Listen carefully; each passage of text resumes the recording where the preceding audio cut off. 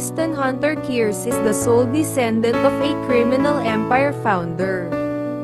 He is embroiled in illegal activities such as abductions, drug trading, and particularly human trafficking, through which he gratifies his exploitative tendencies. Ngunit sa kabila ng kanyang mga aksyon, nananatiling hindi nasusuklian ang kanyang hangarin sa kasiyahan.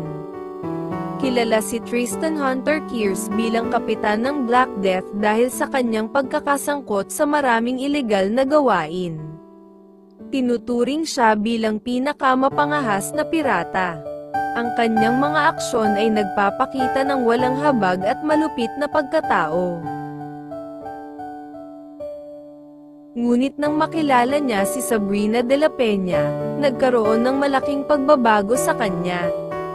Ang kanyang matigas na pagkatao, tulad ng itim na layag ng kanyang barko, ay nagsimulang lamambat sa ilalim ng impluwensya nito, na parang isang bulaklak na sumisibol. Sa edad na 33, nagawa na ni Tristan ang maraming di malilimutang mga gawain na nagpapatibay sa kanyang puso tulad ng obsidian.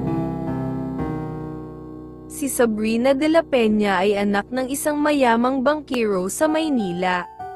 Sa kasamaang palad, ang kanilang dating maunlad na negosyo ng pamilya ay nahaharap sa hindi inaasahang pagkalugi.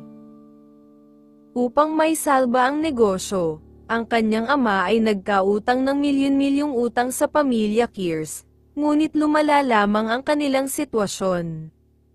Upang mabayaran ang utang, pumayag ang kanyang ama na magpakasal si Sabrina sa pamilya Kears. Sa kanyang pagtakas, aksidenteng sumakay si Sabrina sa isang barkong nakadaong sa gilid ng pier.